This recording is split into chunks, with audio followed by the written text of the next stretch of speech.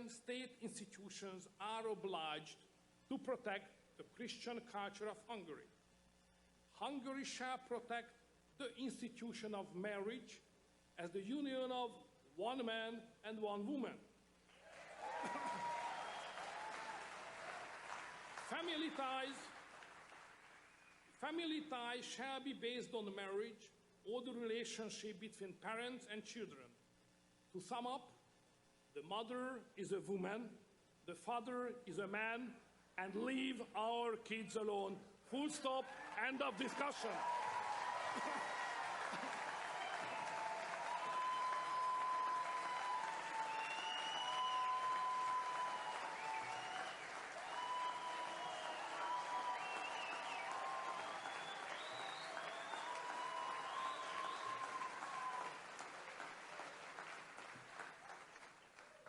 Dear friends, another factor of our success is that my government is devoted to law and order without compromise. We decided we don't need more genders, we need more rangers. Less drag queens and more Chuck Norris. We believe there is no freedom without order.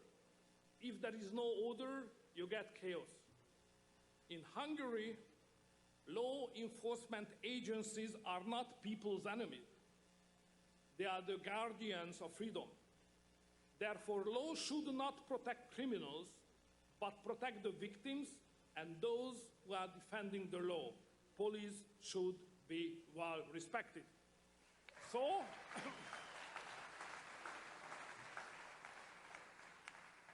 Hungary is the safest country in Europe. Actually, Budapest is among the very few European capitals where you can walk around safely, even in nighttime.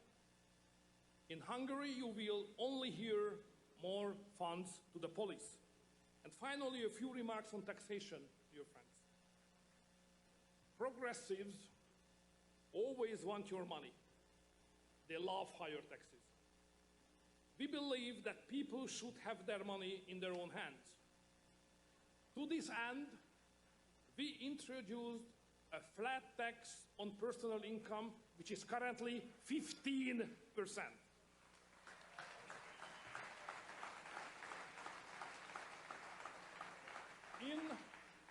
In just 10 years' time, we reduced the tax wedge by 10%, which was the biggest tax cut in Europe.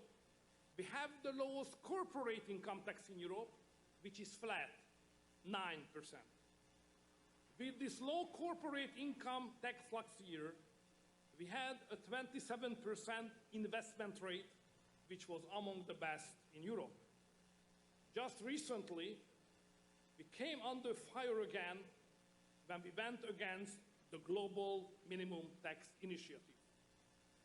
All European countries surrendered. Hungary is the last man standing. But the empire always strikes back.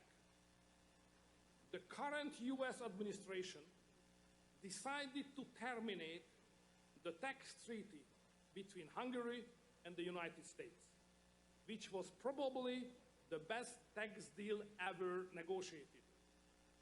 It was good for US investors. There are 1,700 US companies operating in Hungary. I think it was indeed the revenge of the left, because the US Treasury somehow forgot that they have a very similar treaty with Russia, but not with Hungary anymore. Funny, isn't it? Ladies and gentlemen, finally, we need to talk about the war.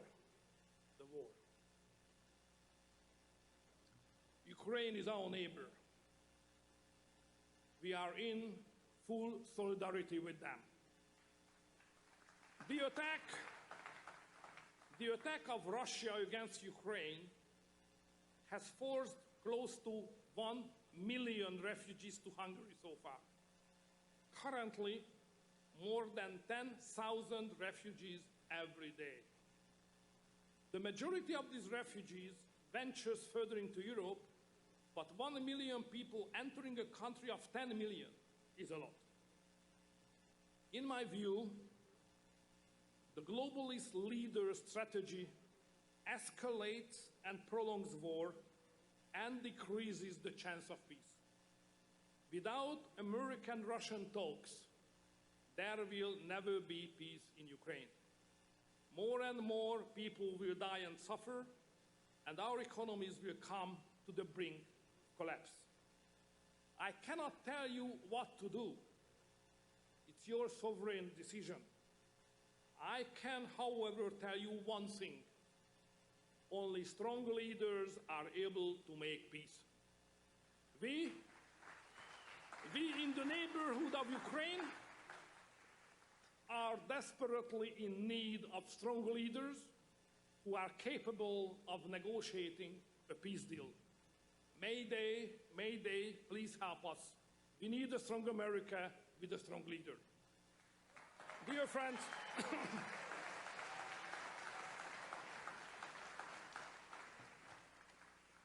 dear friends, I think I have provoked you long enough. So before Matchlap takes my microphone away, let's come to a conclusion. The world has several great nations, but none with the power and influence of the United States. For better or for worse, the world looks to you for the future. And the future of the West is in grave doubt. We in the West have not faced a crisis like this for a long time. The ideological wars of the 20th century against the totalitarian powers of Nazi Germany and Soviet Union were terrible. But democratic West rallied and defeated them both. Now the West is at war with itself. We have seen what kind of future the globalist ruling class has to offer. But we have a different future in mind. The globalists can all go to hell. I have come to Texas.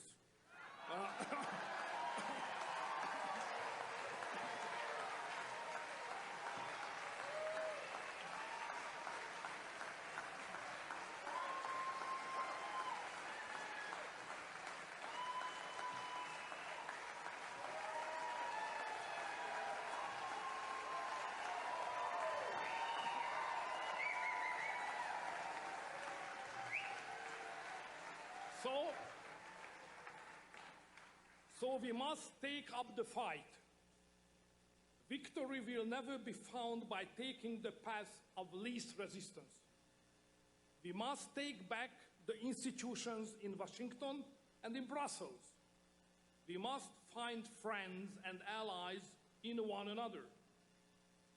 We must coordinate the movement of our troops because we face the same challenge. You have midterm elections this year, then presidential and congressional elections in 24, and we will have election in the European Parliament same year. These two locations will define the two fronts in the battle being fought for Western civilization. Today we hold neither of them, yet we need both. You have 2 years to get ready. I have to tell, it won't be easy, but don't be afraid. Just believe in Saint John Paul's, the Polish Pope's teaching. There is no enemy that Christ has not already defeated. So let's go out and do it. God bless Texas.